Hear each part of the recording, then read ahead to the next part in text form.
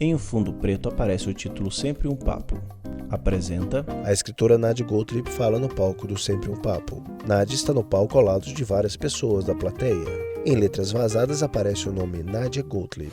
E hoje, para começar bem, e também para dar tempo para vocês elaborarem a obra de Clarice antes da chegada do Frei Araxá, eu convidei a professora que vem aqui falar sobre O apresentador Afonso Borges caminha até a coleção completa de Clarice Lispector Sobre uma Mesa. Isso é o seguinte, eu decidi doar para 11 instituições aqui de Araxá a coleção completa da Clarice. Soma-se à coleção completa de obras da Clarice os livros infantis que não vieram e os 2 livros da professora que está aqui sentada com a gente, que vai chegar agora, que é uma surpresa. A escritora Nadia Gottlieb adentra o palco do Sempre um Papo e senta-se em uma cadeira. Nadia é autora do livro Conversa sobre Clarice Lispector. Aí o que eu propus para a Nadia? De repente a Nadia começar diferente, porque na verdade ela faz a palestra aqui há mais ou menos uns 20 anos, né, Nadia? Você fala sobre Clarice em si. O livro de Nadia está sobre uma mesa no centro do palco. Então chega aqui, Nadia, vem cá. Pega o microfone. Vamos fazer uma coisa diferente. Nadia se levanta, pega o microfone e caminha até Afonso Borges. Se posiciona ao lado da coleção de livros de Clarice Lispector. Da Clarice, 10 infantis também da Clarice, 2 da Nadia. Portanto, é uma coleção bastante substancial nessas 11 instituições que vão receber. Então, do jeito que você achar mais legal, fala um pouquinho dos livros, do jeito que você entende assim do... Você quer que eu fale sobre tudo? Não, isso eu não quero. Eu quero que o que você acha? Vou ficar aqui até amanhã. O que representa, por exemplo, doar esses livros para as comunidades? Boa noite a todos. Eu quero dizer para vocês que é uma satisfação muito grande eu vir aqui a Araxá, nesse programa organizado aqui pelo querido Afonso, e também para falar com Clarice para pessoas que eu acho que estão interessadas, né, que são vocês. Então, isso me dá muita satisfação, porque eu comecei a estudar Clarice na minha adolescência, faz muitos anos, e não parei mais. E quando eu comecei a ler Clarice, comecei a não entender muito bem o que ela estava querendo dizer, e é o que eu estou tentando fazer até hoje, né? Então, eu acho que é muito importante esses livros todos agora juntos, né? Há muito tempo também que eles não lançavam uma coleção assim dos romances, né? A sequência toda dos romances, desde Perto do Coração até o último, que é póstumo, que é O Sopro de Vida. Então, ter esse conjunto agora é muito importante. E a gente foge também de um perigo com objetivos comerciais válidos, mas acaba sendo um perigo para a leitura, que é a edição de antologias e de coletâneas. Antologias, seleção da seleção, depois vem uma seleção da anterior seleção, e assim vai indo, e a gente perde a noção. Quais são os livros, evidentemente, de Clarice? Quais são os títulos? Né? Então, eu acho que esse conjunto, favorece muito a leitura nossa. Né? O primeiro deles, enfim, é Perto do Coração, Selvagem. Né? 1943. Ela lançou em dezembro de 1943. Eu tenho até algumas dedicatórias, uma do Antônio Cândido, que ele me deu o exemplar dele, que é de 18 de dezembro. E a primeira resenha saiu no dia 31. E ao longo de 44 é que foram saindo resenhas muito importantes. Plena guerra, né? Plena guerra, mas ela ainda estava aqui, né? E ela já estava casada com o Mauri, o diplomata, então ela escreveu Perto do Coração Selvagem. Nessa coleção, na coleção que saiu agora, eu até escrevi o pós-fácil. E eu acho um livro muito interessante, eu até chamei de a obra inaugural da Clarice, porque é o primeiro romance que ela publicou é esse, né? E um romance com um vigor terrível. E é interessante o jeitão dela narrar, porque já foge da tradição. Ela tem aquele costume de ir se aproximando cada vez mais do personagem, a ponto que a gente já não sabe, né, até que ponto é ela que está falando, até que ponto já é o estilo indireto livre, é ele que está, ela falando por ele, né? E narra a história de uma menina que tem uma percepção muito aguda das coisas, tal como a Clarice, né? É uma menina que desde cedo começa a fazer poemas, né? Ela usa muito o relógio tic-tac, sabe, essas linguagem de onomatopeias e tal. Então, e é curioso porque aí já é a história, é quase que um romance de formação, porque ela acompanha desde criança até a separação. E é interessante porque esse tema da Clarice foi o tema do primeiro conto que ela escreveu em 1940.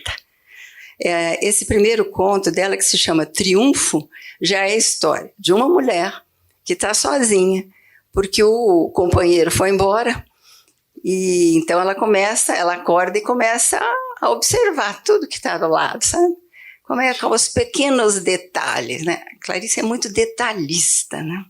Então, os pequenos detalhes. E o curioso é que ela descobre que o ex, a gente não sabe se é marido, se é companheiro, se é amante, sei lá o que é, vivia com ele, isso basta, né? Não precisa de mais detalhes. Mas ela descobre que ele era um medíocre. Então ele queria escrever um livro e achava que ela atrapalhava. Pode, Afonso, uma coisa dessa? Achava que atrapalhava e foi embora. Foi embora e ela ficou sozinha. E no final, ela resolve ir para o quintal e tomar um banho de água fria no tanque. O tema do banho vai ser repetido ao longo de toda a narrativa da Clarice, né? Agora, eu queria te pedir para você parar agora, nesse minuto, para depois você continuar a história do conto. Ai, o que aconteceu? Eu falei errado alguma coisa? Não, senta aqui. Nádia se senta na cadeira. É que eu quero agradecer aqui as pessoas que vão receber para a gente começar sempre o papo. Entendeu? Não, é que eu tenho que falar aqui as pessoas. Ai, sorry. As bibliotecas Dom José Gaspar, Andréia Schettino. Afonso está com o papel nas mãos com os nomes a agradecer. Centro de Referência à Cultura Negra. Cadê Maria Amália? Tá aí? Ei, Maria Amália, tá bom? Que bom. Não, mas eu só vou falar os nomes. A geladeira da Biblioteca do Cefet, a professora Birgit Yara. Falei certo, Birgit? Mais ou menos, né? A APAC, a Paula Regina. A Biblioteca Municipal, Dona Amália de novo? 3, né?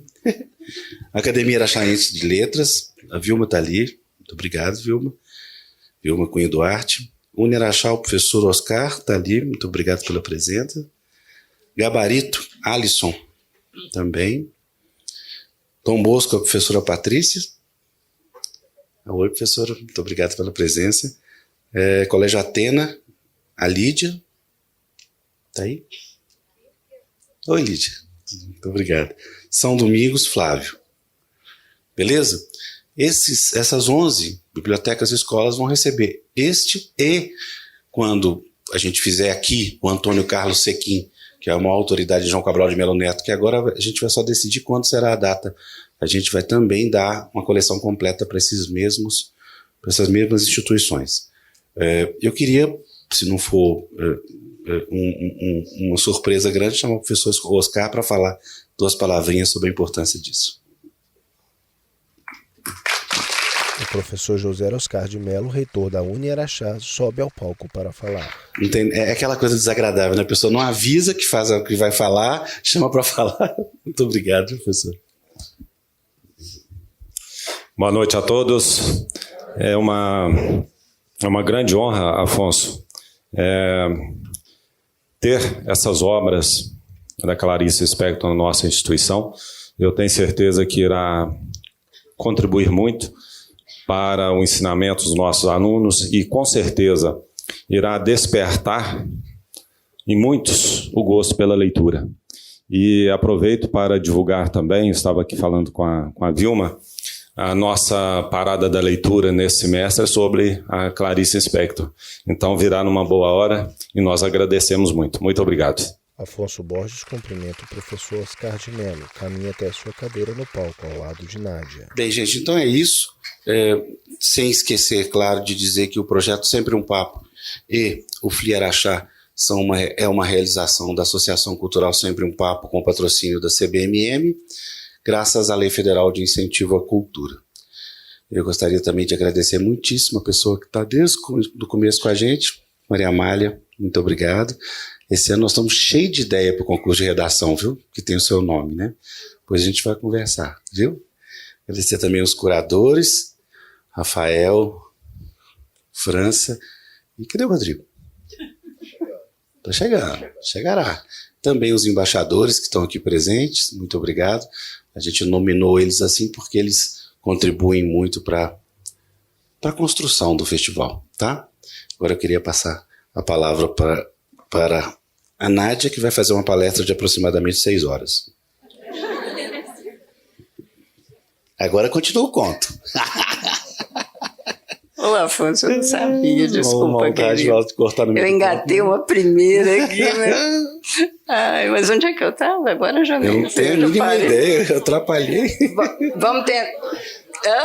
nós estávamos no banho. Pois é. Esse banho aparece uma aprendizagem no livro dos prazeres. Parece num conto maravilhoso, um conto de memória que está em Felicidade Clandestina, que se chama Banhos de Mar, que é a história da Clarice quando era criança, que ia para Praia do Carmo, em Olinda. E tem um detalhe muito interessante, é que ela, depois do banho, o pai ensinava que não era para tomar banho de água doce, porque tinha que ficar com a água do mar no corpo, porque aquilo fazia bem. É uma coisa muito bonita esse conto. É um dos grandes contos de memória da Clarice. Há tantos outros, né, que a gente podia comentar aqui, mas esse é o que me ocorreu aqui por causa do tema do banho. E tem o tema da Joana, né, em Perto do Coração. Uns são de banheiro, outros são do banho de mar, mas esse, o primeiro conto, Triunfo, é no tanque. Né? No tanque, ela toma um banho de tanque de água fria e fala o seguinte: eu sou forte. Então, eu acho que dentro desse primeiro conto, a gente nota a proposta, não importa se é intuitiva, se não é, né, de confiança no poder da mulher. Essa altura, a Clarice tinha 19 anos. E já nesse conto, ela aparece como uma mulher, do ponto de vista literário, já amadurecida. Né? Há um ou outro senão de linguagem, mas no conjunto já tem a estrutura narrativa que ela vai seguir pelo tempo afora. Né? Então, depois desses primeiros contos, não é só esse que ela escreveu outros, né? No começo da década de 40. Ela escreveu outros também, mas já é um excelente começo. A Clarice tem uma carta que ela escreve para a irmã dela, nessa altura, quando ela briga com o namorado. Ela era estudante da faculdade de Direito, começou a namorar o Mauri, que era colega de sala, colega de faculdade. Né? E ela escreve para a irmã dela, Elisa, dizendo o seguinte: ela tinha brigado com ele porque ele tinha dito que ela era muito... Nas cartas, ela era muito intelectualizada, pensava muito. Quando eu vi, já fiquei implicado com esse Mauri, sabe? Isso em carta, né? Documentado. Documentado. Eu já fiquei assim... Dá pra dar porrada na hora, né? Não. Depois ele escreve uma carta linda, eu vou falar sobre ela para vocês, depois que eles separam. Daí eu me... Sabe? Eu refiz minha opinião sobre ele. Mas essa eu já fiquei de olho torto, assim. E ela diz o seguinte: não, porque eu já descobri que a literatura, para mim, é a coisa mais importante na vida. Mais importante que o amor. Isso ela não tinha ainda nem 22 anos, era 21. 21 anos que ela faz no final do ano, né? Então ela tinha 21 anos. Ela sabia muito bem o que ela queria desde mocinha. Então isso traduz muito o perfil daquela profissional dela, embora ela tenha dito sempre que não era profissional. Isso é legal, né? A gente veio conversando. A questão do profissional na Clarice é um absurdo, porque eu não sei se vocês imaginam o que é fazer trabalho literário diário em jornal, sem internet, com máquina de escrever. Importante vocês lembrarem isso. Vocês sabemos o que é isso. Mas grande parte de vocês não sabe o que é isso, né, gente? Máquina de escrever, se errar, tem que bater a página toda de novo. Não, depois veio o IDM, que se batia 2 teclas, você podia corrigir 2 sinais, 2 letrinhas. Isso foi uma revolução. Voltava atrás 2 letras. Não, eu me lembro, eu fiz mestrado e doutorado numa Olivetti pequenininha e depois eu ganhei uma IBM. Nossa, era uma tecnologia danada, né? E hoje a gente não pode nem supor. Quando tinha nota de rodapé, eu rezo a Deus até hoje por causa da internet, por causa das notas de rodapé. Quando era nota de rodapé, você tinha que refazer toda a numeração e datilografar de novo para incluir a nota de rodapé nova. Quer dizer, parece da pedra, né? Mas é ali. Mas, Nádia, eu queria ressaltar esse lado profissional da Clarice. Por exemplo, hoje a gente veio, a Nádia deu uma entrevista falando dos pseudônimos nos quais ela escrevia tudo nos jornais, receita, não é isso? Ela tem... é muito interessante, eu acho, a parte das páginas femininas. Vocês têm ali aquele laranja, né? Tem um outro também, que deve estar aí no meio, que são 2 seleção, porque quem fez essa recolha foi a Aparecida Maria Nunes. Foi até minha aluna de mestrado e doutorado. Ela demorou 8 anos. Hoje, CAPES e CNPq não deixam, mas naquela época tinha que ser. Ela foi a jornal, um por um, aqueles jornais já, sabe?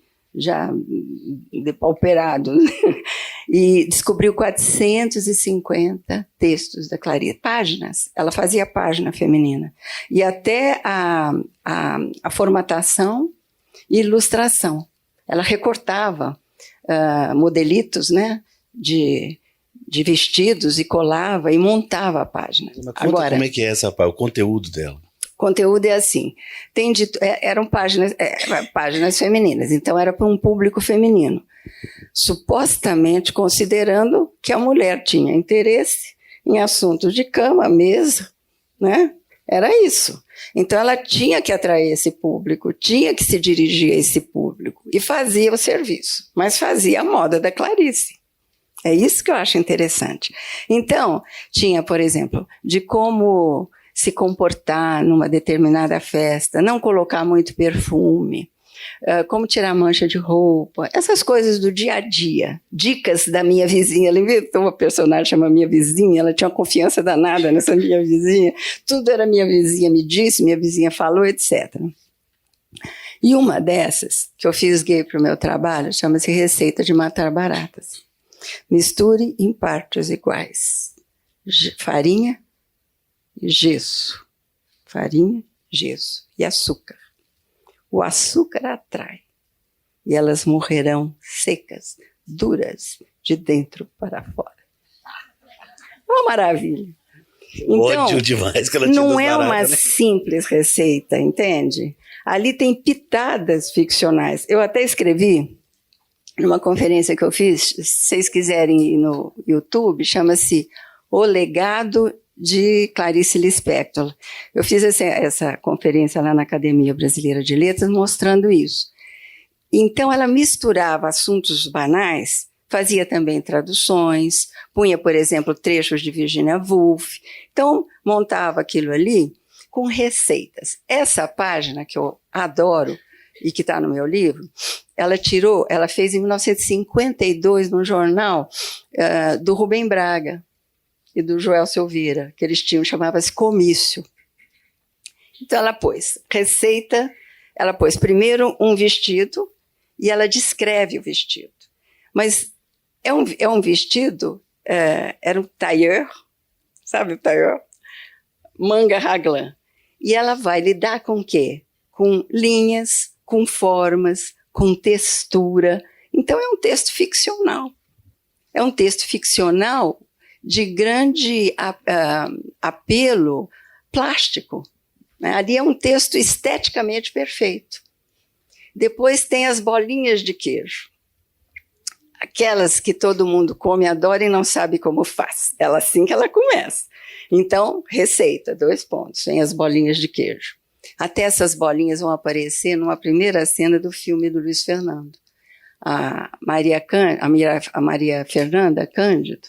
Nota de pé de página é a seguinte, que o Luiz Fernando Guimarães... Tá fazendo um filme sobre a Paixão Segundo GH. A Paixão né? Segundo GH, que vai ainda E aparece aquela coisa do tempo, sabe? A primeira... Bom, então eu volto à receita. E tem a tal da receita de matar baratas, né? Então ela escreve até 2, depois ela escreve também uma outra, no Diário da Noite, como ghostwriter da Ilka Soares. Também tem a receita de barata. Então, a proposta é essa, não é uma simples receita de barata, não é uma simples página feminina, porque ela mistura o açúcar ali, que são alguns textos banais, mas injeta ficção ali dentro. Então, atrai a leitora. As baratinhas somos nós. É uma poética, sabe? É um recurso poético de atrair leitor, né? Joga o açuquinha. Nós, pobres baratinhas distraídas, absorvemos aquilo tudo, que são os textos banais, mas ela já injetou o que ela chama de substância letal. As baratinhas ficam morrendo. E depois ela vai usar isso num conto maravilhoso de 3 páginas, a gente lê em 1,5 segundos, que é a 5ª história. Receita de baratas. Minha vizinha deu a receita. É assim, papá. E cada história desenvolve mais o começo e mais um pedaço. Volta para o começo e mais outro pedaço. Ela vai em espiral. Até que a 5ª é um título que a gente não entende nada, seria uma quintessência que nem entende, e é isso mesmo, e acabou. Ninguém entendeu nada e acabou. Mas, ao descrever a morte das baratas, ela descreve como cada uma morre. Uma, de repente, olhando para si mesma, é o introvertido, né? O outro, numa orgia, de repente, anteninha para. Então, os estilos de morrer são os estilos de viver. É terrível, porque você começa a se identificar qual é a baratinha que sou eu, entendeu? Então, é muito bom esse texto. E depois ela desenvolve ainda esse tema em A Paixão Segundo GH, que é a mulher... Posso continuar ou você quer me interromper? Pode, eu não queria, Pedro... Vamos fazer um break? Pois é, eu queria perguntar, vocês trouxeram perguntas, não tem? Pois é, então eu só queria pedir, Nádia, para você falar um pouquinho dos 2 livros, que é o fruto do seu trabalho, né, com relação a Clarice, e depois a gente abre para a pergunta. Mas agora eu vou falar do GH. Então fala. Porque GH, para mim, é o melhor livro da Clarice. Sabe? É o mais denso, é o mais intenso, é o mais difícil de ler. Eu, quando tentei ler, eu ia para a cozinha inventando lanche para parar, porque eu não estava aguentando, sabe? Porque ele é muito, muito... Porque a Clarice tenta isso, que é a receita. Ela tenta atingir a gente no âmago. É diferente dos outros escritores. Você pega um Graciliano, por exemplo, ele é crítico, mas ele é objetivo, ele vê a coisa de fora. Né? A Clarice não, a Clarice vai lá dentro, quer dizer, a intimidade que ela descreve ali acaba se confundindo com a intimidade da gente, né? Então, em GH, eu só vou falar um pouquinho, daí a gente passa para os... Pode, eu estou ouvindo. Então, é a história de uma escultora que é rica, bem de vida, mora numa cobertura no Rio de Janeiro, de frente para o mar, né? E ela é uma escritora... O companheiro foi embora. É aquele tema da solidão da mulher, né? Desde o primeiro conto, é a solidão. Foi embora, a empregada foi embora, ela está sozinha no apartamento, e vem aquela coisa do mulher sozinha, está um pouco depressiva, o que faz? Começa a querer arrumar a casa. Arrumar a casa. Então é o que ela vai fazer e vai para o quarto de empregada, porque ela achava que era o mais sujo. Quando chega lá, é o mais limpo. E é aí que ela descobre quem é o outro. Porque a empregada doméstica, até esse momento, ela nunca olhou para a empregada. A empregada não tinha visibilidade. Era uma negra vestida de marrom que circulava pela casa e ela não enxergava. Então é aí que tem o choque de realidade, de desvendamento do outro. Então tem o que eu chamo de luxo metafórico, porque ela vai usando imagens para traduzir para a gente imagens do que é o outro. E o romance é esse, é tentando atingir o outro. E o outro, a certa altura, vira a própria Janair, a própria empregada. E depois, que é a mesma coisa da Barata. Então, quando ela vê a Barata, ela tem aquele acesso, né, aquela coisa de pânico e tenta atingir o âmago do outro. Porque o outro é a imagem de si mesmo.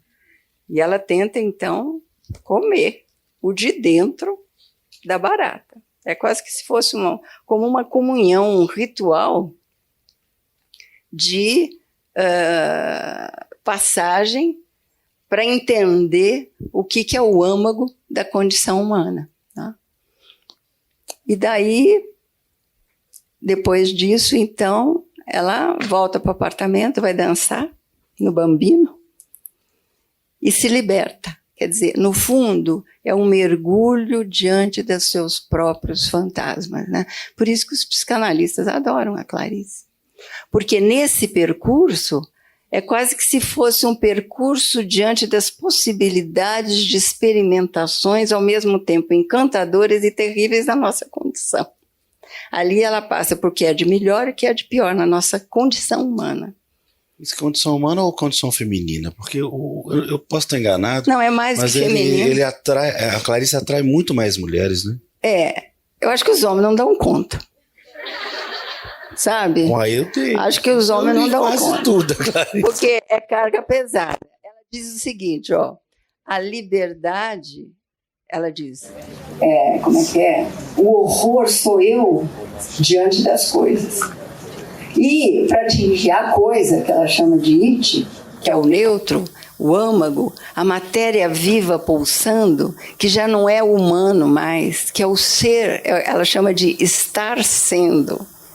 Nesse estágio, a palavra não precisa mais, porque chegou onde quer. Tem uma frase em GH, que é o clímax do processo, que ela diz, a vida se me é. Então já não é aquela relação de sujeito com objeto, tem aquela reversão, é o objeto que olha para ela, é a Janair que olha para ela, é a barata que olha para ela, de dentro do armário. É aí então que ela atinge esse estágio, vamos dizer assim. Entendi nada. De compreender. Você está fingindo que não entendeu. Como é que é barata?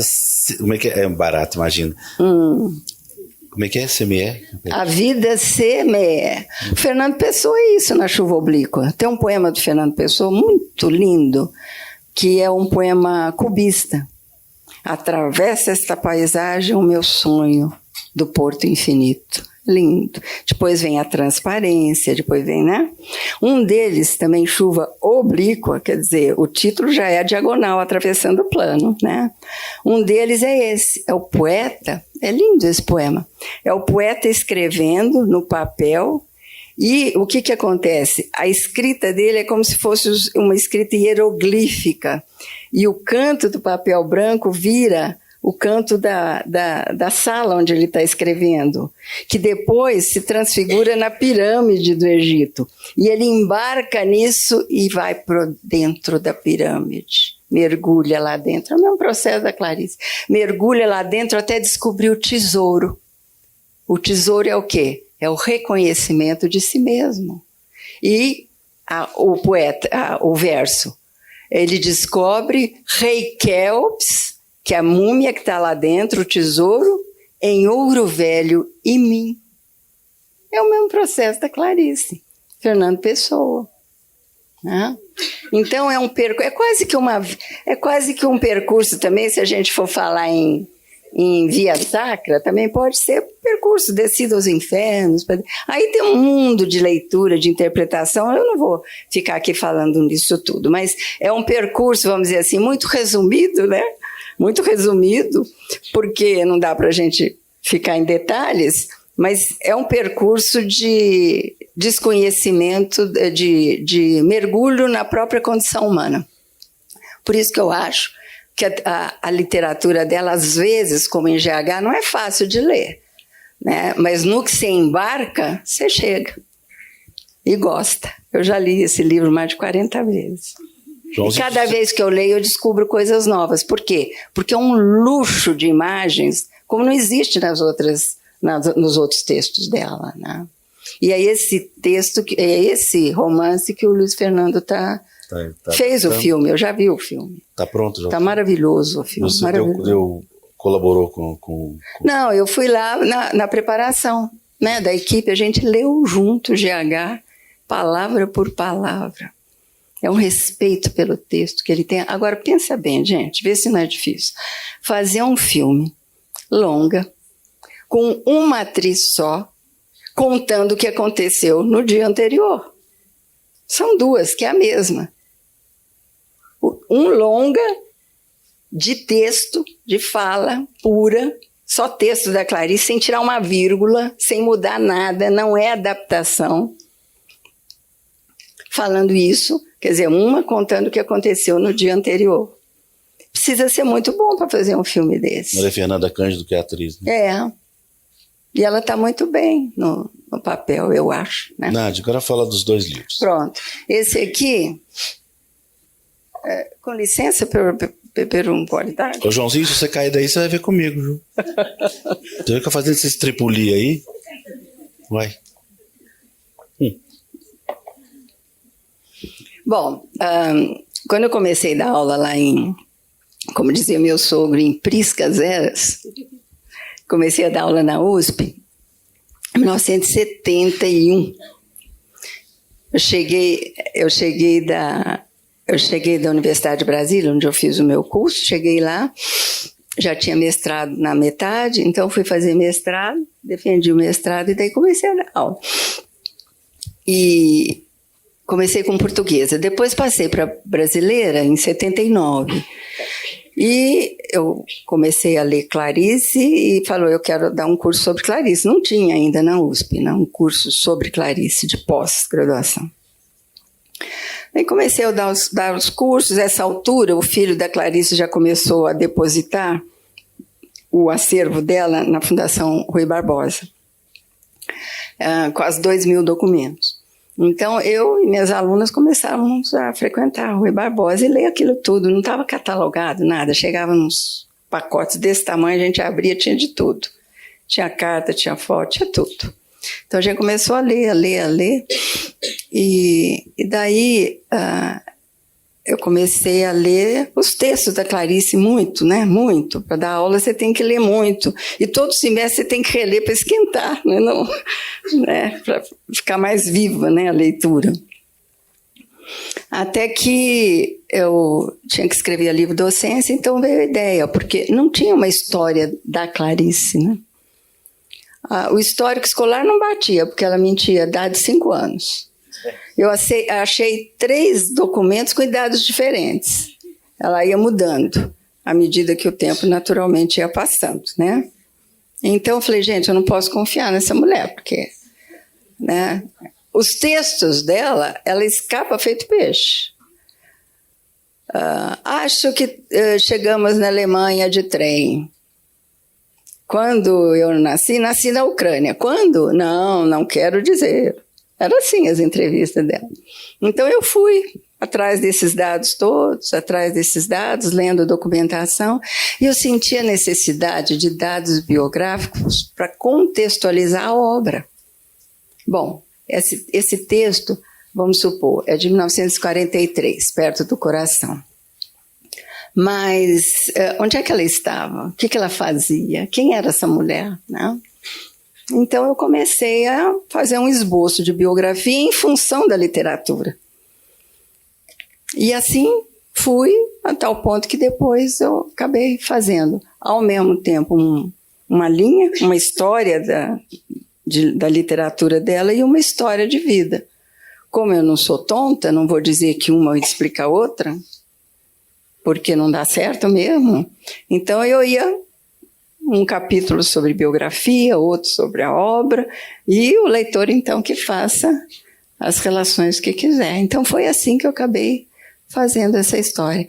Agora, é lógico que eu tive que ir para os lugares onde ela morou, ou por onde ela passou. Então, isso quer dizer o quê? Que eu tive que ir para a Ucrânia. Até minha viagem à Ucrânia é muito interessante, depois, se der tempo, eu conto. Depois da Ucrânia, fui para Maceió, Recife, Rio de Janeiro, a Suíça. Ela morou em Berna, depois que casou com um diplomata. Morou em Nápoles primeiro. Nápoles, Berna, Inglaterra, no sul da Inglaterra, uma cidadezinha litorânea, lugar de banhistas de mar, toda cinzenta, horrorosa. Não sei como é que vão para o mar naquela cidade.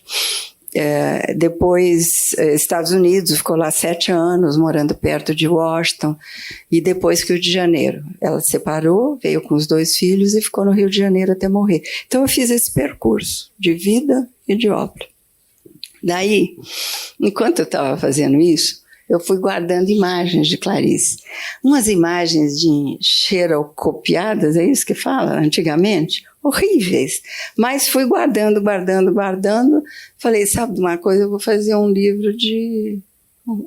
a narrativa, uma história de vida e de obra visual. Daí surgiu a fotobiografia, que é esse outro aqui, que saiu em 2008, né? E eu coloquei 2 fotos que eu gosto muito, que eu quero mostrar para vocês. Nádia pega seu livro e mostra a capa. É o olhar da Clarice, né? Desde criança ela tem esse olhar. É o olhar de quem vai matar a barata. Somos nós, né? Os leitores. E essa aqui Nádia mais... mostra a contracapa do livro. tranquila, né? Só está escrevendo com ar de escritora. Essa aqui é mais amena. Agora eu gosto muito dessas 2 que estão aqui na capa dura. Que ela tirou quando ela estava em Paris... Na época que ela morava em Berna, ela morou em Berna de 44 a 46, então ela tirou a Bluma Weiner, que era casada com o Weiner jornalista, o Samuel, conhecidíssimo, eles estavam lá e ficou muito amiga da Clarice. Então a Clarice ia para Paris e ficava com a Bluma, que a Bluma estava em Paris. Nádia pega seu livro e mostra a capa. Então ela tem uma série de fotos, e uma dessas é essa aqui, ó, que eu escolhi para a capa. E nessa mesma série, tem essa outra aqui. Nádia mostra a contracapa do livro. A contracapa, que é bem Clarice. Porque a Clarice tem sempre, na história da sua ficção, dos seus textos, ela está sempre, ora se expondo e ora se escondendo. Sabe? Tem esse jogo da sedução, sabe? De expor e esconder. Expor e esconder. Então, eu acho que essas 2 fotos traduzem bem essa proposta da própria ficção da Clarice. E aí, na fotobiografia, tem 800 imagens. Não é pouco, né? Então, tem imagem eu mesmo tive ela que, sendo tão retraída. E eu tive que viajar tudo de novo, porque agora a proposta é a mesma, mas é outra. E, às vezes, o visual exige coisas que na biografia não tem. Agora eu resolvi, imagina que isso tudo foi feito, sabe como? Uma coisa absolutamente que já ninguém usa mais, que é o disquete, né? Você acredita? Não. Eu tenho 2 caixas de disquete. Daí uma moça foi passar... Você tem quem foi, rode não, mas disquete? agora eu estou me modernizando, eu já passei tudo para HD externo. Daí eu fui ver, menina, tem 3.100 imagens. Eu nem sabia que eu tinha tanto, porque eu ia ia gravando. Pois é, como é que ela foi tão fotografada, mesmo sendo tão retraída? Mas não são da Clarice, quer dizer, são daquele corpus que eu montei, uma pré-seleção para chegar nas 800. Mas eu tive que ir para cidades que não me interessava a foto de Berna de agora. Então me interessava, apesar de que ela morou na Rua da Justiça, que está igualzinho, né? Porque eles são muito, né, muito assim... cultivadores, né, da tradição, dá uma inveja danada, né? Então a vieille ville, como eles falam, né, que a parte histórica da cidade está tal qual antes. Era ali que ela morou, um dos endereços dela, eram 3 ali. Então eu tentei fotos de época, né? Então deu trabalho, porque precisava ir no museu da cidade, os arquivos da cidade nem sempre eles estão na internet, né? Há muitos arquivos, Por exemplo, em Londres, que eu queria uma da Ponte de Londres, eu tive que ir lá no museu. Naquela época, quando eu comecei a coletar, ainda não estava online, não era essa facilidade de hoje. Então, eu tive que fazer essa viagem toda de novo. Mas eu gostei também, não é só... Ai, quanto trabalho, né? Vamos às perguntas, gente? Quem quer ser a primeira pessoa? A plateia se prepara para fazer perguntas. Pulou na frente? Pode entregar. Uma mulher faz uma pergunta. Boa noite. Querido. Tudo bem? Meu nome é Rosânia, eu sou coordenadora do Núcleo de Incentivo à Leitura da Secretaria Municipal de Educação. Vim trazer o abraço da Edna para vocês, Afonso, para a Nádia. Gostaria de agradecer ao Afonso pela oportunidade de trazer a Nádia, porque nós estamos assim, apaixonados. A Celeste me deu um livro já. Eu estive na Uniaraxá e falamos muito sobre o assunto. Estamos apaixonados já pelo tema, pela patrona, e vai ser excelente esse FLIO, tenho certeza. Obrigada. Obrigado. E a Nádia vai, não falei, mas a Nádia vai estar, é claro, no FLIaraxá o tempo inteiro. Nós estamos aqui, não esquenta, né? Não esquenta. Aqui. Ai, que bom. Cadê o microfone? Por favor. Ô, gente, obrigado, viu? Não agradeci vocês. Uma mulher faz uma pergunta. Olá, Nádia. Meu nome é Natália, sou estudante do curso de Psicologia e eu gosto muito de Clarice, leio algumas coisas. O que me chama mais atenção, ainda não tive a oportunidade de ler toda essa obra, agora no Uniaraxá.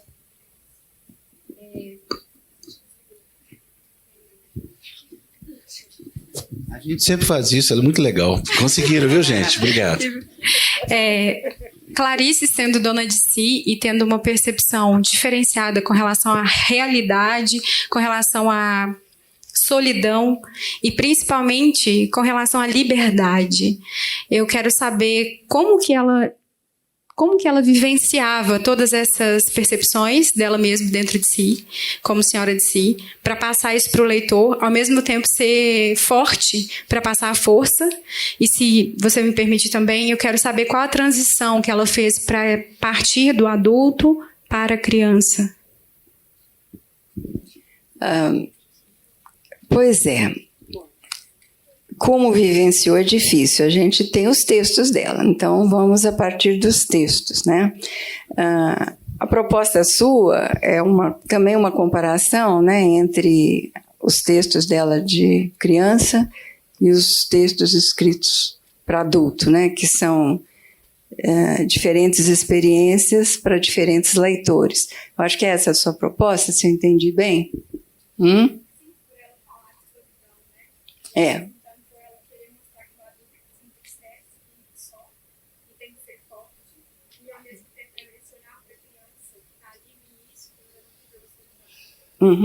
De fato, a criança ainda não viveu o que o adulto vai viver. Agora, o que eu acho interessante na Clarice é que quando a gente lê a obra da Clarice, tem sempre a marca Clarice. Seja para o adulto, seja para a criança. Tá?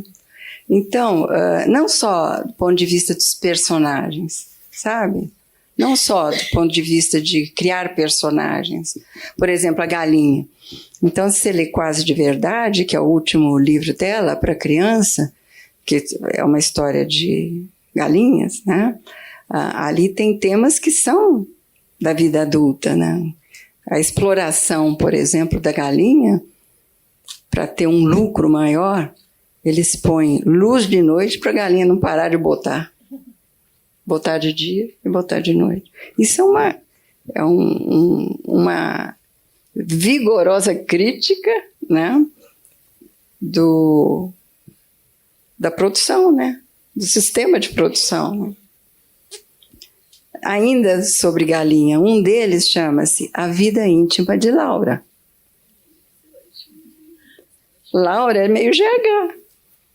Quer dizer, é o mergulho na profundidade da galinha. E é interessante como é que ela descobre os bichos. Né? Se você pega um conto adulto, o búfalo, por exemplo, ela tem o do Jardim Botânico, que é o amor, né? Que ela vai ao Jardim Botânico e descobre aquilo que GH descobre. No fundo é isso. Né? É uma súmula do que vai acontecer em GH. Né? Mas se você pega o búfalo, é o encontro dela com o lado selvagem da vida, perto do selvagem coração da vida. E para chegar até o búfalo, ela escolhe. ela escolhe um bicho que ela possa odiar. É muito raro na literatura, uma literatura que dê ao leitor a possibilidade do ódio. A gente vê muito o amor, mas o amor é tão importante quanto o ódio na experiência, né? Ainda que seja pelo imaginário. E é isso que ela permite. Então, aquele que corresponde às expectativas dela em relação ao ódio é o búfalo. E ela vira uma búfala diante do búfalo. Tá? Então, isso tudo para dizer que os temas estão muito entrelaçados entre o que ela fala. Né? Tem a mata-barata também, né? E ela diz, eu tenho medo de rato. E, de fato, parece que era isso mesmo. Mas ela mata barata em várias oportunidades, inclusive na literatura infantil. A mulher que matou os peixes. Vocês me desculpem, ela começa assim, me desculpem, vocês não vão me culpar, mas eu matei. Então, ela lida com essas forças, vamos dizer assim, abafadas, né, pela civilização. E é através desse imaginário do crime, do assassinato, etc., que ela tenta forçar o leitor a passar por esses percursos todos, de amor e ódio. Né? Outra pergunta? Inclusive, ela fala do cachorro em Paz de Verdade, que é o Ulisses. Quem tem o cachorro, ela diz, era uma senhora chamada Clarice. Então, ela se insere também na narrativa. E é o cachorro que conta a história. Mas o cachorro fala tudo aquilo que ela quer falar, que nem a Hora da Estrela. Quem conta a história é o Rodrigo. Por que ela põe? Ironicamente, ela diz que era porque ela não queria lacrimejar piegas. É irônico. Imagina se essa mulher vai lacrimejar piegas, com a força que ela tem. Joga para o homem. Joga que a gente não pega. Joga que você pega. Você fisga sem saber. Ali tem uma então pergunta é isso. Aqui. Tem Sabe, eu acho que... Aqui, ó. Desculpe, depois. Oi, Nádia. Oi. Muito prazer. Um homem faz uma pergunta. Participar desse evento, a sua presença. Obrigada. Meu nome é William, sou estudante de psicologia da Unirachá. A pergunta é a seguinte: você, com todo respeito a você, né? Você é um PhD em Clarice. Eu tive a alegria de assistir uma palestra com a doutora Gabriela Gerson, que é doutora especialista em C.S. Lewis, né? Eu quero fazer uma pergunta que eu fiz a ela. Como especialista em a história dela, as literaturas, as viagens que você fez, toda a pesquisa que você fez, por algum momento em sua vida, nessa caminhada toda, você parou e disse assim, será que de fato é isto mesmo que ela quer dizer? Será que na hora que eu estou expondo isso para os meus alunos, para uma plateia, se Clarice estivesse aqui, por acaso ela diria para mim, ei, não é isso que eu queria dizer com isso, não. Não é bem por aí. Porque o gostoso da literatura, esse mistério é que há uma subjetividade enorme, porque nós colocamos a nossa emoção quando lemos.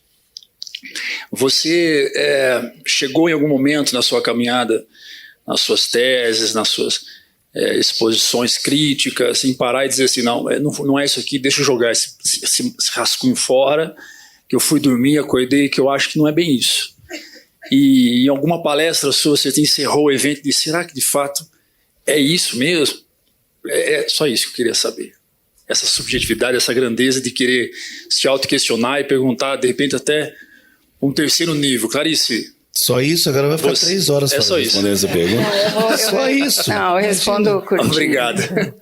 Olha, sua pergunta tem 2 lados, né? Um lado, se diz da especialista, que é um termo até um pouco difícil em relação a Clarice. Existe um lado de especialização, que é o lado documental. Então, o que eu faço também é a história da literatura, a partir da história da literatura da Clarice.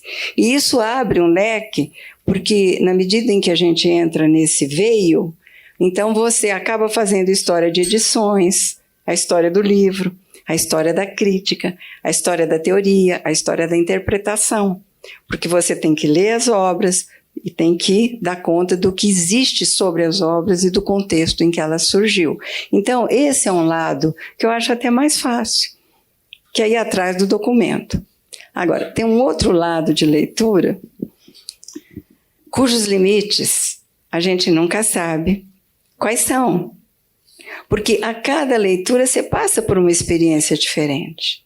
E eu acho que o que a Clarice propõe para a gente, né, enquanto leitores, é justamente isso.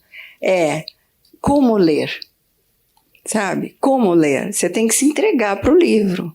GH começa assim: estou procurando, estou tentando entender o que me aconteceu. E ela, então, quer dar isso a alguém, mas a quem? Ela está tentando construir o quê? Ela tem uma frase muito boa que ela diz o seguinte: eu estou escrevendo para tentar entender o que eu estou querendo dizer. Então, é justamente isso que você falou. Quer dizer, tem um nível que é o nível da história, do documento, mas tem um outro que é da procura. Ela tem uma frase muito boa que ela diz o seguinte: se eu tivesse que resumir o meu percurso de escritora, eu poderia resumir com essa frase: a procura da coisa. Ela não sabe o que é a coisa. Eu não sei, você não sabe, ninguém, mas ela está procurando. Está procurando entender o que está acontecendo. E aí ela vai. Quer dizer, no fundo, a escrita da Clarice é uma aventura, né? Porque você não sabe no que vai dar. Por outro lado, aí é que a coisa complica. Ela tinha muita noção do que ela fazia. Sob esse aspecto, é a bruxa que sabe mexer o caldeirão, sabe? Da força letal da ficção. Ela sabe o alvo. Então, ela mistura essas duas coisas. Eu sempre digo que ler Clarice não é ler. Não é ler anotando, fazendo tudo. É experimentar. Ela traduz para a gente experimentações, sabe? Experimentar Clarice. Então, se você lê GH querendo entender tudo que está acontecendo, você está desgraçado, porque nem ela está entendendo. Entendeu? Ela está tentando dizer o que? O indizível. Né? Isso é legal, porque é importante que todo mundo saiba que não tem problema ler sem entender. Entendeu? Tem muita gente que para a leitura porque não está entendendo, para na página 10, para na página 20 de um livro. Gente, não parem. O fato de você não ter entendido racionalmente aquela história é só mais um componente para incentivar a continuar. É um sinal de que está lendo certo. Quando a Clarice... só vou falar uma coisinha, daí você fala, Ed. Quando a Clarice era criança, ela mandava contos, né, para o Diário de Pernambuco. Até no meu livro eu tenho a página dessa sessão de criança. Daí ela fala que... Isso ela tinha quanto? 9, 10 anos. Daí ela diz que nunca o jornal aceitou nenhum conto dela. Por quê? Porque não eram fatos, eram sensações. Então, desde criança, ela já tinha essa percepção muito sensitiva, né, das coisas. Então, não é o fato em si, é muito Virginia Woolf também. Não é o fato, é o que rodeia o fato, sabe? É o que circunda o fato e que acaba sendo mais importante do que aquilo, né? Eu não sei se eu respondi para você. Eu tentei, estou procurando. Uma mulher se prepara para fazer uma pergunta. Boa noite. Boa noite, meu nome é Ana Paula, sou jornalista. E sou jornalista muito por causa da Clarice. Comecei a ler ela na adolescência e eu acho que de alguma forma ela me Uma mulher faz uma pergunta. Agora eu quero fazer um contraponto aí no bate-papo, principalmente em relação à afirmação do Afonso, Nádia.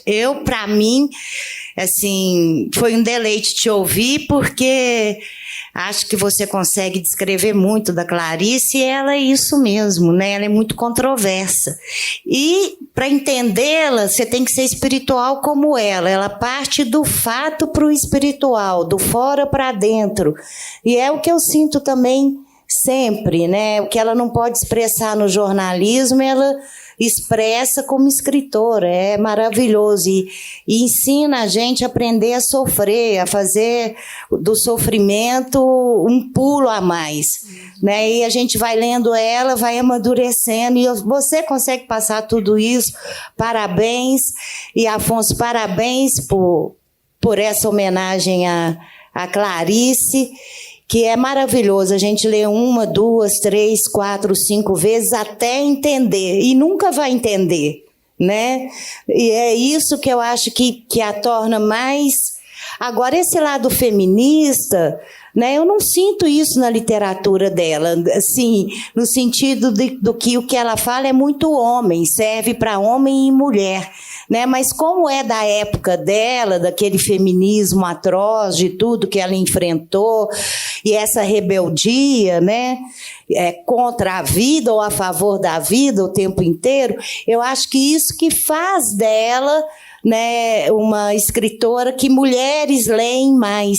Então vai um convite, viu, Afonso, para os homens lerem mais Clarice, e de uma forma assim bem despretensiosa, do sentido de entender alguma coisa, querendo não entender nada, que eu acho que começa por aí. Legal. Obrigada e um grande abraço. Muito obrigado. A história do feminismo da Clarice é curiosa. Ela não era a favor de feminismo, porque ela, inclusive, faz uma crítica ao feminismo no romance A Cidade Sitiada, porque ela dizia que a Clarice ela não se encaixa em ismo nenhum. Ela não se encaixa em judaísmo, ela não era judia, ela era judia de ascendência. Mas ela tem a seguinte frase: eu acho que é uma besteira achar que o povo judeu é um povo eleito por Deus. Ela falou isso explicitamente.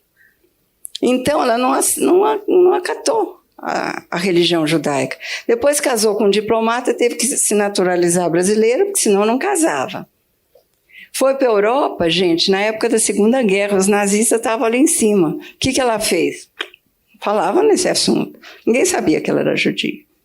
E uma concunhada dela, Eliane, que acabou ficando muito amiga minha, falou: não, a gente nunca ligou para esse negócio de judaísmo, porque Eliane também era de ascendência judaica. Elas se conheceram em Argel, quando a Clarice estava casada indo lá para a Europa. Então, o que eu acho que é interessante na Clarice é esse estar sempre fora do lugar do ismo, do encaixe, do sistema. Ela não se encaixa em sistema. Ela era contra qualquer tipo de sistema. E era contra qualquer tipo de gênero narrativo. Ela não é contra o profissionalismo, que ela queria ser solta, né? Porque daí tinha mais liberdade de fazer o que queria, né? E era tão contra, eu vou contar uma coisa para vocês, que ela subverte os gêneros. Por exemplo, ela começa escrevendo romance, novela. Depois, quando chega em Água Viva, por exemplo, já é só ficção. Um Sopro de Vida não é novela, não é romance, não é nada. Pulsações. A classificação, sabe? Então ela vai esgarçando qualquer tipo de encaixe. E eu acho que é isso que é bonito nela, né? E acaba indo até contra a literatura, porque quando ela escreve Água Viva, tem um crítico no Rio que falou: e agora, Clarice? E agora? Porque ela tenta descascar todas as camadas da civilização, da palavra, do sistema social, qualquer tipo de sistema, para atingir o âmago, que é onde a palavra não existe mais, é o silêncio. Então, o ponto de parada último da Clarice é o silêncio. Ela sempre fala muito do silêncio. Né? Eu acho que é isso que traduz aquele alvo que ela quer atingir. Ela tem é o ser vivo pulsando. Matéria viva pulsando, estar sendo, a vida semeia. Então, essa é a proposta da Clarice. Então, isso em relação ao feminismo, né, que você trouxe. Né? E ela subverte até a dedicatória. Eu ia contar a história do Alceu. Pode contar. Quando ela escreveu A Via Crucis do Corpo, ela usa um outro tipo de linguagem. É um livro só sobre sexo, prostituta, bafom, sabe? É nesse universo, né? É uma linguagem crua, direta, mais Nelson Rodrigues, mais João Cabral do que... Esse livro foi encomendado. Né? Foi encomendado, e ela, no prefácio, finge que está, assim, com uma certa culpa, porque vai escrever um livro sobre sexo, né? A gente não sabe até que ponto também é ficção, toda dela no prefácio. Então, quando esse livro foi lançado, ela foi fazer a dedicatória para o Alceu Amoroso Lima, o Tristão de Ataíde, que era cristão, né? Até a alma, era muito cristão. Então, ela escreve ao Alceu com... né, um afeto, amizade, e depois ela põe uma observação embaixo assim: por favor, não leia este livro. Olha, quer dizer, ela subverte até a dedicatória. Ela escreve oferecendo o livro, pede para ele não ler, de medo, né, do que ele ia achar. Então eu acho que ela é muito desmitificadora, ela é muito crítica, sabe? Como é que fala desmistificador, Jéssica? Eu passei o Fleirachá inteirinho pedindo pra ela fazer como é que faz pra falar palavrão, tadinho. Ela sofre na minha mão. Gente, uma salva de palmas pra Jéssica, nossa querida editora do livro. Muito obrigado, viu? Fala a palavra difícil pra ver como é que ela fala. Vem cá, me conta por que ela escreveu Hora da Estrela. A Hora da Estrela? A Hora da Estrela é um livro de agonia, né? Ele foi escrito em 77. Dizem que ela não sabia que estava com câncer, ela só soube no segundo semestre, 3 meses antes de morrer, mas escreve A Hora da Estrela. Eu acho A Hora da Estrela é um livro que tenta organizar sistematicamente ali dentro da estrutura aspectos que estavam anteriormente disseminados ao longo da obra, que é o quê? Eu, Clarice, escrevo um livro sobre um romancista que está escrevendo um livro sobre Macabeia, que é uma nordestina e que tem nome de origem judaica, que é uma forte, Macabeia. Macabeia é o tipo da personagem estranha, porque ela, eu não sei se vocês viram o filme da Suzana Amaral, que traduz só um lado da história, que é a história da Macabeia e do romance dela com o Olímpico.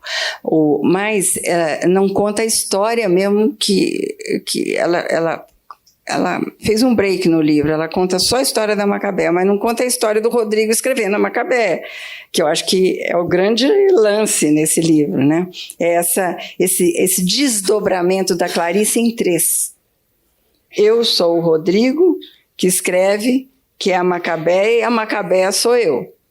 Então, ela consegue resumir na Macabeia não só a história da tradição dela, enquanto família judaica, por causa da evocação do nome Macabeia, mas da nordestina que passou fome. Ela passou fome no Nordeste. Ela era filha de comerciante pobre, que mascate, né, que chama, que vendia nos bairros pobres, etc. Então, a irmã dela me contou, a Tânia, que ela comia pão amanhecido com laranjada aguada, às vezes não tinha comida, era só isso. Então, realmente ela passou fome. Então, eu acho que esse romance, que é maravilhoso, né, é ao mesmo tempo a história da romancista e ao mesmo a história do nordestino. Eu acho que é um capítulo depois do romance do Nordeste, dos anos 30, porque daí já é a nordestina no Rio. Não é aquela coisa de vidas secas por um cara dele saindo de um político corrupto, que é a coisa mais atual, né, do que isso. Não, eu digo isso, apaixonado por um cara de cidade também. De cidade. E o Olímpico é aquele também, de Jesus, que é o nome de quem não tem pai, né, que quer ser político, deputado. Ele é um operário ladrão, e que quer ser, né, quer estar bem na vida, quer progredir na vida, né? Então é isso, quer dizer, eu acho que esse livro resume, de certa forma, esse desdobramento da Clarice que existe sempre, né? Ela falando da própria linguagem dela, né? De como ela escreve, de como ela se desdobra em personagem, tá? Então acho isso muito bonito. A cena final do livro que eu escolhi é uma cena de hospital, né? Ela doente já para morrer e ela tem uma hemorragia, chama a enfermeira, fala: eu quero sair do quarto. A enfermeira não deixa. Daí ela diz isso para a enfermeira: olha só, você matou meu personagem. É a fala dela. Você matou meu personagem. Ela se desdobra em personagem de si mesma. Então é um mergulho, né, na sua própria ficção. Mais pergunta, gente? Aqui na frente. Como é que você chama? Boa noite. Uma mulher faz uma pergunta. Meu nome é Nayene, eu sou estudante de enfermagem na Uniraxá e eu não conheço muito bem ela, mas se fosse para você passar uma frase dela, não, assim, o que te marca de verdade, que tem um sentido para você, que você quer que as outras pessoas vejam, além de conhecer essa obra, porque agora eu tô curiosa. Assim que eu chegar na faculdade, eu quero pegar um livro, porque você tá me passando isso. E uma professora minha, assim, ela se identifica muito. E até de lembrar dela, assim, eu me comovo, porque ela é uma mulher esplêndida. Se eu pudesse trazer, se eu soubesse que fosse desse jeito, eu queria que ela viesse, porque ela é uma pessoa tão forte que ela passa aquilo pra mim, sabe? Pra todos os seus alunos. E o que você deixa, assim, pra marcar, pra lembrar, pra eu falar: não, quando eu for fazer a prova, eu quero pôr a sua frase na minha prova, se cai uma questão parecida. A mulher da plateia se emociona. Eu tenho muitas frases, né, da Clarice, tenho muitas, mas eu colocaria só essa curtinha: a procura da coisa. Acho que resume, de certa forma, a proposta da Clarice, né? Segundo, a própria Clarice. É o jeito que ela se enxergava. E é o jeito que a gente, pelo menos eu me enxergo quando leio, né? Estou procurando a coisa, né? Quando a gente lê uma obra, a gente faz essa pergunta, né? De outros jeitos. Qual é a dele, né? O que o cara quer quando escreve isso, né? A procura da coisa. Eu acho que essa resume um pouco. Vilma, querida. Oi. Uma mulher faz uma pergunta. Tomar banho de Clarice está muito melhor do que tomar banho de chuva, sabe? Nós estamos até brotando de tanta chuva. Eu queria dizer para você o seguinte, querida, eu não conheço muito de Clarice. O pouco que eu já li de Clarice, pouco em vista do que eu deveria ter lido, estou completamente motivada. Vou ler mais. E você, com essa experiência, eu queria saber só uma coisa. Ela era diferente demais, a Clarice, diferente demais da média, para a época dela, tudo. Será que na vida dela, ela encontrou alguém que entendesse ela ao menos, mais ou menos? Nádia e Afonso sorri no palco. A plateia bate palmas. Olha, você falou várias coisas. Eu vou começar pela última, né? Se você está motivada, eu fico muito feliz, sabe? Porque a gente, como professora, eu sempre digo, minha mãe que me alfabetizou, que era professora, né? Ela montou uma escola na nossa casa, porque tinha criança pequena, não podia sair. Ela foi na prefeitura e conseguiu licença de escola oficial na garagem da casa. E foi assim que eu comecei a copiar errado da janela e ela me pôs para dentro, né? Tinha 4 anos e meio, comecei a ler. Brasília, em 59, São Paulo. Né? Em São Paulo, é. Então, a gente, eu sempre digo que o professor de literatura é uma alfabetização, quer dizer, é ler junto, né? Então, estimular as pessoas para aquilo que os livros têm, de bom e de ruim, para criar um juízo também de valor. Então, se eu dizer que está motivado, eu fico muito feliz, porque é sinal de que eu consegui. Então... Então, agora a Clarice tem uma frase muito interessante. Ela diz o seguinte: eu sou simples como bar. Se você conhece a fuga, é simples. Vem pergunta e resposta. Então, tem essa simplicidade na Clarice. E ela era uma pessoa simples. As pessoas que viviam com ela diziam sempre isso. Mas ela tinha um lado também excêntrico. Se você lê as crônicas da Clarice, é uma delícia. Você não precisa procurar dicionário quando lê Clarice. Não tem palavra difícil. Né? É a linguagem oral, é aquilo, sabe? Ela tem um ritmo oral. É como se ela estivesse mesmo contando histórias. GH complica um pouco porque tem todo um arsenal, né, de figurativo, que é uma coisa maravilhosa, né? Tem a Ásia Menor, ela viaja, né, ali dentro do quadro de Empregada, mas tem as crônicas que são muito simples, como o Bar, né? Então tem esse lado. Agora tem um lado também excêntrico. O Otran Dourado me contou um fato, que eu vou contar rapidinho, que é o seguinte: era muito amigo dele. E ele tinha 2 filhas, moças, que pintavam os olhos, sabe aquela coisa que fazia o risquinho, assim, antigamente? Né? Para alongar. E as meninas sabiam fazer maquiagem, ela adorava ir na casa do Otran para as meninas ficarem ensinando a fazer maquiagem. Bom, essa é a relação de amizade com o Otran. E o Otran, numa das vezes que foi, numa das conversas, combinou de ir até a casa da Clarice. E foi. Chegando lá, bateu na porta, veio a empregada doméstica atender. Eu vim aqui, combinei com a Clarice. A moça falou assim: espere um momento. Me pediu para ela entrar. Foi lá dentro, falou com a Clarice, voltou, falou assim: a dona Clarice hoje não vai atender. Daí ele falou: não, mas eu marquei encontro com ela. Você, por favor, lembra? Vá lá, diga a ela que a gente marcou um encontro. Ela foi lá dentro, conversou com a Clarice, daí voltou e falou assim: a Clarice não vai atender o senhor. Mas eu marquei um encontro. Ela falou assim: ela mandou dizer que mudou de ideia. Pensa bem. Ele foi embora. Qual foi aquele jornalista que foi fazer uma entrevista com ela e ficou tremendamente decepcionado quando entrou? Lembra disso? Quem é? Não. Chegou lá, foi essa entrevista, aquele pessoal... Não, tem a turma do Pasquim, que fez uma célebre entrevista, eles ficaram, era o Ziraldo, o Sérgio, Augusto, a Olga Savari, quem mais? O Jaguar, e eles chegaram lá e ficaram, assim, estupefatos, porque o cachorro dela, o Ulisses, que aparece na Quase de Verdade, ele comia os tocos de cigarro e tomava uísque. Então, eles nunca tinham visto isso na vida. Então, isso aparece ali, o Ziraldo que faz... deve ter adorado.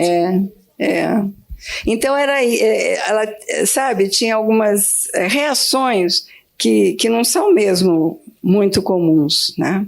Agora, as crônicas, para quem quer começar, eu acho um excelente começo, porque, nossa... você está chegando. Uma vez perguntaram: e os seus amores, Clarice? Sabe o que ela respondeu? Ela tinha a língua presa, né? Tinha um R assim esquisito. É segredo. Ela não contava. Mas eu acho que podem até ter compreendido, Clarice. Pode. Mas você vê, o Lúcio Cardoso, que foi a primeira paixão dela, ele era homossexual, né? E ela ficou muito apaixonada por ele nesse começo dos anos 40, quando ela começou a ser jornalista. Depois veio o pai, né, o Mauri. Era engraçado. Os diplomatas fazem um retrato dele simpático, dizendo que era um homem culto. Sabe, é um pouco a figura dos personagens da Clarice masculino, sabe? Falta encanto, sabe? Falta o golpe da graça que se chama paixão. É essa a frase do GH, sabe? Eu acho que é isso, agora é fofoca. Eu acho que é isso que faltou no Mauri, sabe? Era um homem muito regrado, sabe? Ela seguia aquelas coisas da diplomacia, de ter aqueles jantares, papapá. Dizia ela, fazia tudo direitinho, mas ela detestava aquela vida, não tinha nada a ver com ela. Qual foi o grande amor da vida dela? Depois vem o Paulo Mendes Campos. O Paulo Mendes Campos era casado. Então eles tiveram um caso e tal, eles eram até vistos nos restaurantes do Rio, todo mundo sabia e tudo, mas chegou um ponto que o Paulo não quis separar da esposa dele, da Joana. Então também foi outra frustração, né? E depois ela teve outros namorados, sabe? Agora, paixão fulminante, não sei, se teve, talvez tenha sido com o Paulo, dentre os que eu conheço. Porque diz que tem uma lista grande, mas eu nunca vi essa lista, nunca ninguém me mostrou, não sei nem se é ficção, né? Não, pode perguntar direto. Gente, tem mais perguntas? Estamos acabando. Ó, lá atrás, que até agora ninguém foi para lá. Ali à direita.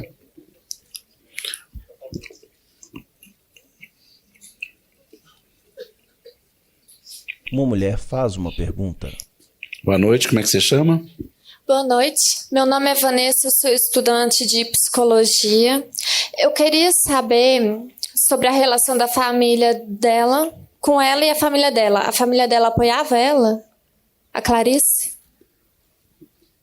Bom, tem a paterna, tem a materna e tem os próximos, né? Você quer saber dos mais chegados a ela? Família mesmo. Família mesmo. A mãe morreu quando ela tinha 9 anos. Então, ficou só com o pai e 2 irmãs. A irmã mais velha, Elisa, é que conta essa história toda da viagem deles para cá. Para fazer a história da viagem, do exílio, porque vieram fugindo de pogroms, senão eles iam ser mortos, né? Então, é a Elisa que conta, era 9 anos mais velha que a Clarice. E ela tem vários textos onde ela conta. Isso aí já estou fazendo outro livro sobre a Elisa. Não vou me deter agora, senão está acabando. A outra da Tânia é a irmã do meio. Olha como é curioso. São 3 filhas de família judaica, né? A Elisa adotou.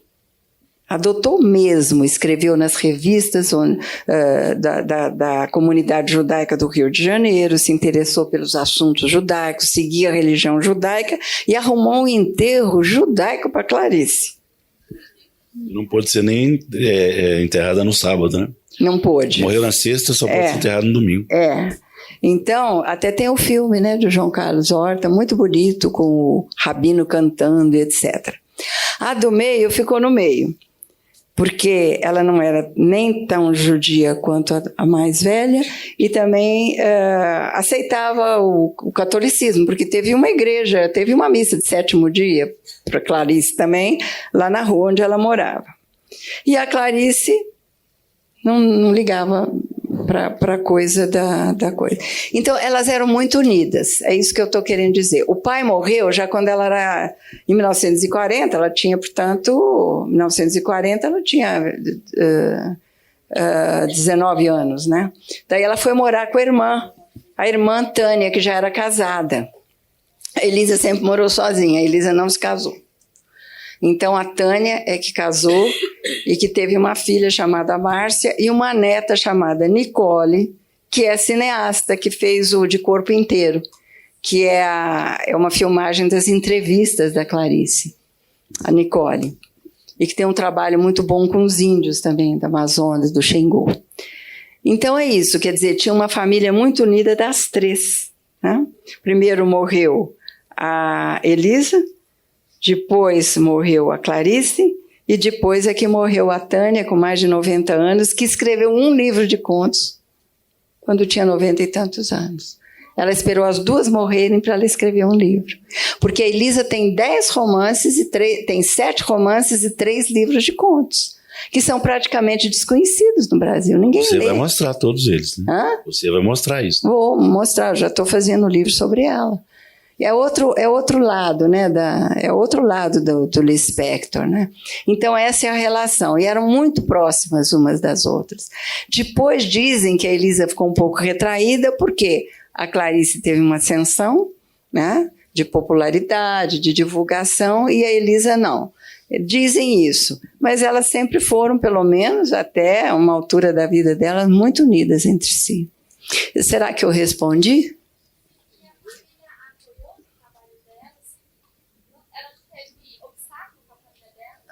Não teve obstáculos que eu saiba, não. Ela sempre publicou. Ela teve obstáculos para editar.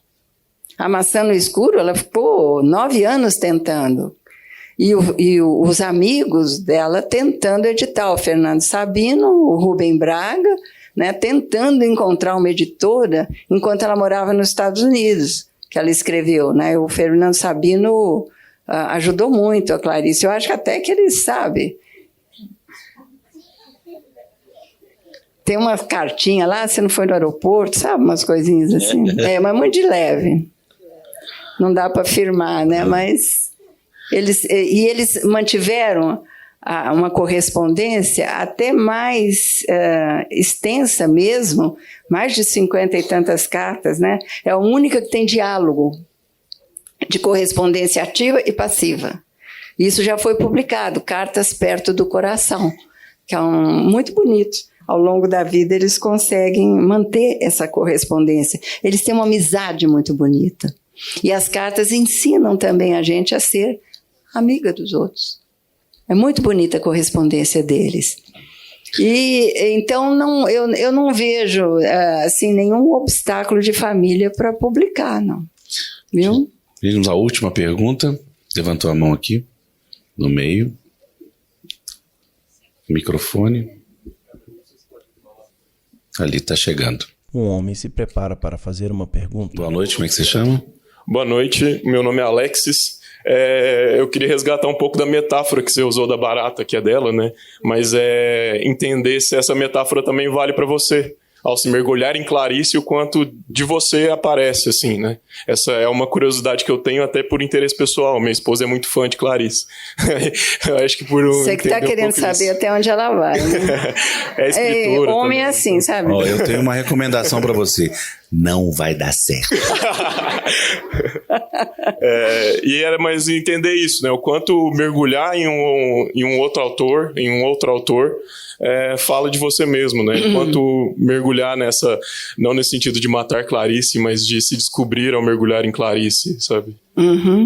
Então, eu acho que é inevitável. Agora, há níveis, né, de mergulho. Alguns que você até passeia tranquilamente, uma pitadinha ou outra, né? Sabe, as crônicas, por exemplo, há muitas crônicas assim, bem... assim, como é que eu vou dizer, aparentemente, sem nenhuma implicação mais comprometedora, mais profunda. Tá? Agora, é curioso, às vezes aquilo que é simples, que você acha que, de repente, volta. Ela tem uma frase muito boa, ela diz o seguinte: às vezes a vida volta. Então, textos que você pode achar que são banais, não sei o quê, às vezes estão fisgando você não está percebendo, vai perceber muito tempo depois. A gente nunca sabe os efeitos de uma leitura, né? Até onde você foi fisgado, porque às vezes você é fisgado inconscientemente, né? Então, aquilo fica ali e, de repente, aflora, emerge. Então, é sempre uma surpresa, né? Agora, eu acho inevitável você não ser atingido pelo veneno letal da ficção de Clarice, no sentido de desmontar certos preconceitos, discriminações, mitos, regras, normas, isso tudo ela desmonta. né? Ela desmonta, porque ela desvenda um outro mundo que, às vezes, é o mundo do trauma, do recalque, né? Do que está abafado, do que é proibido. Né? Então, as repercussões disso na nossa intimidade, a gente também não tem poder e domínio sobre elas, né? Sob esse aspecto, a leitura da Clarice é também uma aventura, né? A procura de uma coisa, né? Que a gente não sabe também quando vem, né? Ou quando já veio e a gente ainda não percebeu, né?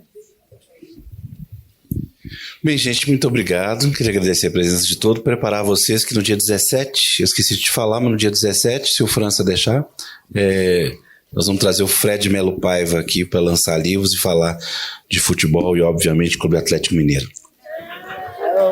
Um abraço para vocês. Nádia, muitíssimo obrigado.